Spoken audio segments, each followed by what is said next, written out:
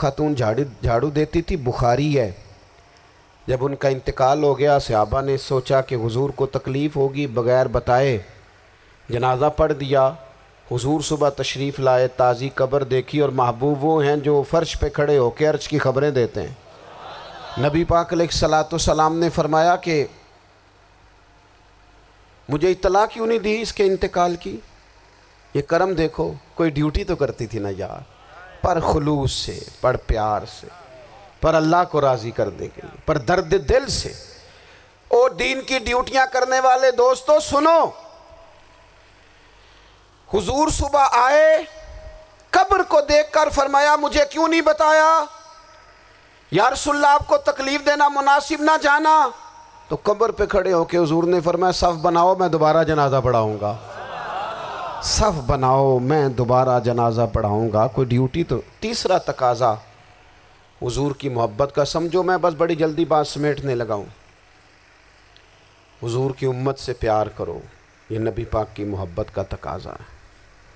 حضور اس بندے سے بڑے راضی ہوتے ہیں جو حضور کی امت سے پیار کرتا ہے۔ آپ کو پتہ ہے حضرت جبریل امین علیہ السلام نے معراج کی رات حضور علیہ الصلوۃ والسلام سے عرض کی تھی کہ اللہ کی بارگاہ میں عرض کیجئے گا میری بھی ڈیوٹی لگ جائے آپ کی امت کے ساتھ محبت کرنے پر۔ تو یہ کیوں کہا تھا انہوں نے؟ علماء نے لکھا اس لیے کہا تھا کہ حضرت جبریل بھی جانتے ہیں کہ حضور کی امت سے محبت کی بات کی جائے نا تو نبی پاک راضی ہوتے ہیں۔ امت سے پیار کرو گے نا، امت سے۔ ایک صرف بات کا خیال رکھنا، عقیدہ برا ہو تو بات دوسری ہے، ورنہ میرے محبوب کی امت کا ایک ایک شخص جو مدینے والے کا کلمہ پڑھتا ہے، جو حضور کا غلام ہے، اس کے بارے میں اپنے دل میں گنجائش رکھنا، پیار رکھنا، وارفتگی رکھنا۔ اور دوستو یہاں لوگ کس طرح گروہوں کو، جماعتوں کو سپورٹ کرتے ہیں۔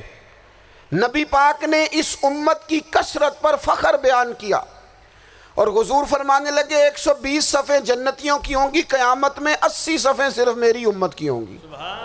میں کثرت امت پر فخر کروں گا۔ ان لوگوں سے پیار کرنا ہے، ان کے دکھ درد کو سمجھنا ہے۔ پتہ ہے آج کیا ہوتا ہے؟ آج ہمیں نا مختلف چھوٹے چھوٹے ملکوں میں بانٹ دیا گیا، تو ہم کسی دوسرے مسلمان بھائی کا درد نہیں محسوس کرتے، ہم گھروں میں نہیں محسوس کرتے۔ پڑوسی